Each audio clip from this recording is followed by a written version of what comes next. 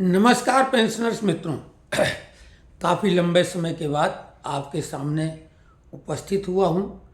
स्वास्थ्य थोड़ा गड़बड़ है, गले में तकलीफ़ है, सर्दी जुकाम ज़बरदस्त है, लेकिन हमने आपसे वायदा किया था कि जब भी कोई अच्छी खबर होगी आपके सामने उपस्थित हो जाऊंगा।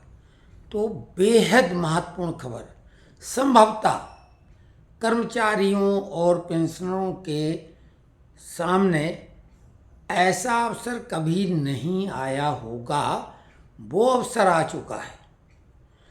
आपको मालूम है कि 15 जुलाई 2024 को सभी बड़े श्रमिक नेताओं को सरकार ने आमंत्रित किया था पूर्ण बजट के पहले, ताकि उनकी जो जायज़ मांगे हैं सरकार उनको मान ले और उनकी घोषणा कर दे। लेकिन श्रमिक संगठनों ने और उनके जो बड़े नेता उसमें शामिल होने के लिए गए, उन्होंने केवल एक राग ओपीएस का आलाप कर मीटिंग का बहिष्कार कर दिया। अब आप समझ लीजिए कि सरकार की मंशा कितनी अच्छी है। ये बात अलग है कि लोग सरकार पर तरह तरह के आरोप लगाते रहे हैं, लगा रहे हैं और लगाएंगे भी। जो बड़े श्रमिक संगठन हैं अमूमन वो सरकार विरोधी मानसिकता के हैं, ये सभी आप जानते हैं, लेकिन फिर भी सरकार सभी लोगों को साथ में लेकर चलना चाहती है। आपको मालूम कितना बिजी शेड्यूल है प्रधानमंत्री जी का। एक साहसिक यात्रा यूक्रेन की प्रधानमंत्री मोदी जी ने की। हमारे जैसे लोगों की दिल की धड़कनें बढ़ी हुई हैं। आप समझिए युद्ध के मैदान में प्रधानमंत्री हैं।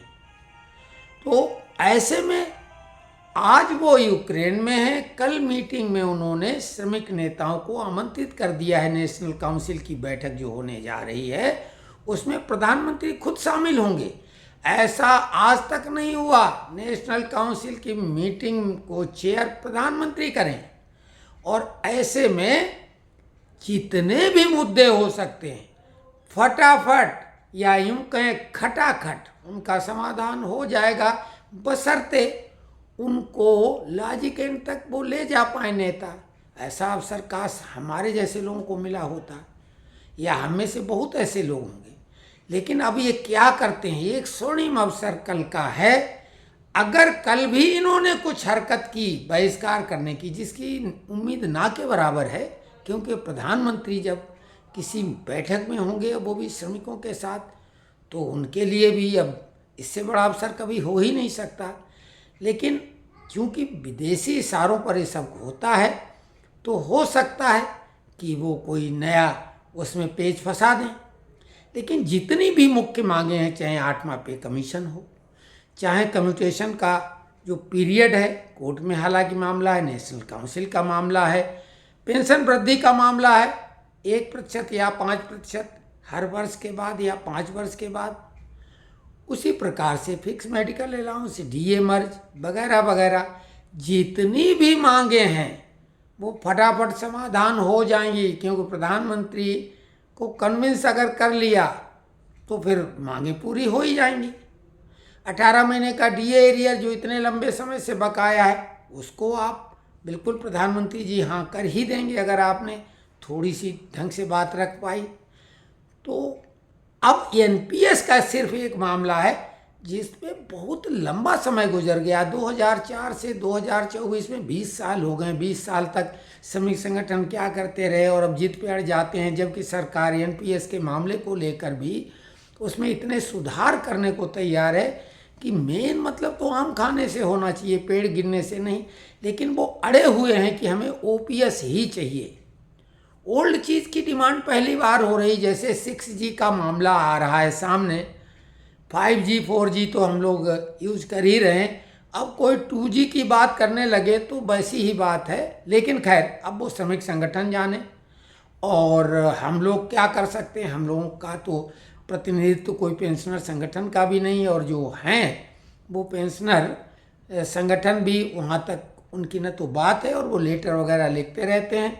उनमें ज़्यादातर सैनिकों का मामला है पावर में। तो ये बहुत महत्वपूर्ण खबर है।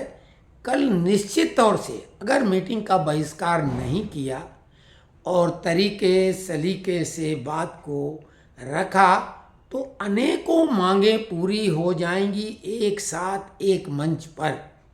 बहुत सारे लोग जो कोर्ट केस नहीं कर सकते उनका भला हो जाएगा, जो लोग कोर्ट केस कर सकते हैं उनकी तो बात अलग है भाई। तो कुल मिला के ये बेहद महत्वपूर्ण खबर है। सारी मांगें एक मंच से आपको रखने का अवसर है और लॉजिकली आपने सही ढंग से रखा तो पूरी होंगी।